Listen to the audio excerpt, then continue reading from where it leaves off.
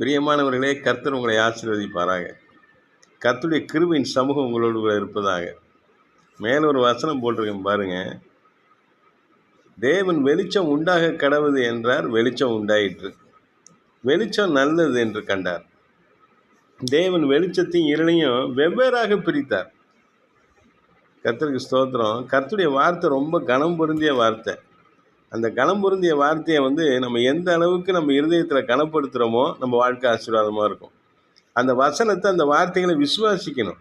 நாம் பெரிய அளவில் கர்த்தருடைய வார்த்தையை போய் அநேகருக்கு சொல்ல முடியலன்னா கூட, கர்த்தருடைய வார்த்தை எங்கேயாவது பேசும்பொழுது அந்த வார்த்தையை நம்ம அசட்டை பண்ணாமல் அதுக்கு ஒரு கனத்தையும் மரியாதையும் நம்ம கொடுக்க பழகினோம்னா, அந்த கர்த்தருடைய வார்த்தையில் இருக்கிற ஆசீர்வாதங்களும் பாதுகாப்பும் நம்ம வாழ்க்கையில் வரும்.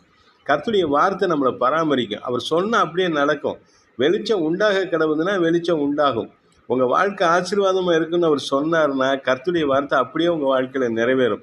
ஆனால் அந்த வார்த்தையை நம்ம என்ன செய்கிறோம்? பிரசங்கிக்கும் பொழுது அந்த வார்த்தை பைபிளில் யாராவது படிக்கும் பொழுதெல்லாம் நம்ம அந்த வார்த்தையை அசட்டை பண்ணுறதுனால நம்ம வாழ்க்கையில் ஆசீர்வாதங்கள் வராமல் போயிடுது. கிருபையை நம்ம போக்கடிக்கிறவங்களாம் மாறிடுறோம். இன்றைக்கு ஒரு தீர்மானம் நம்ம எடுப்போம். அந்த வார்த்தையை அப்படியே நம்பி அந்த வார்த்தையை கனத்தை கொடுத்து, அந்த வார்த்தைக்குரிய மரியாதையை கொடுத்து, அந்த மகத்துவமான கர்த்தருடைய வார்த்தைகளை நம்ம விசுவாசித்து நம்ம வாழ்க்கையில் அதை உறுதிப்படுத்தி கொள்ளும் பொழுது அந்த வார்த்தையில் இருக்கிற அத்துணை இம்மைக்குரிய மறுமைக்குரிய அத்துணை ஆசீர்வாதங்களும் நம்ம வாழ்க்கையில் கடந்து வரும். அல்லேலூயா. கர்த்தர் சொன்னால் வெளிச்சம் உண்டாகுனா வெளிச்சம் உண்டாயிடுது.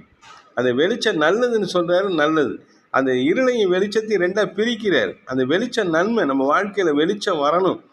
கர்த்தருடைய வார்த்தை ஒரு இடத்துல நான் வாசித்திருக்கிறேன். ஒரு பக்தர் சொல்கிறார், நான் இருளிலே உட்கார்ந்தால் கர்த்தர் எனக்கு வெளிச்சமாக இருப்பார் என்று சொல்லி. துன்பமோ தொல்லையோ வியாதியோ மரணப்படுக்கையோ பொருளாதார நெருக்கடியோ எதிர்கால பயமோ இப்படி பலவிதமான இருள் வரும். பாவ இருள் வரும்.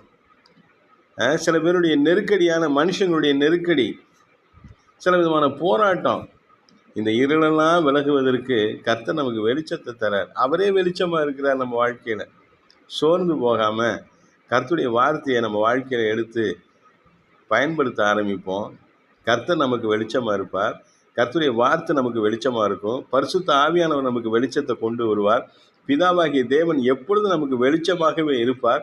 நம்முடைய நீதியின் சூரியன் எப்பொழுதும் உதித்து கொண்டே இருக்கும். நாம் பிரகாசிக்கிற நட்சத்திரங்களாக எப்பொழுதும் இருப்போம். கர்த்தர் நம்மை ஆசீர்வதிப்பார். அவருடைய கிருபையின் சமூகம் உங்களோடு கூட இருப்பதாக. ஆமென். அல்லேலூயா.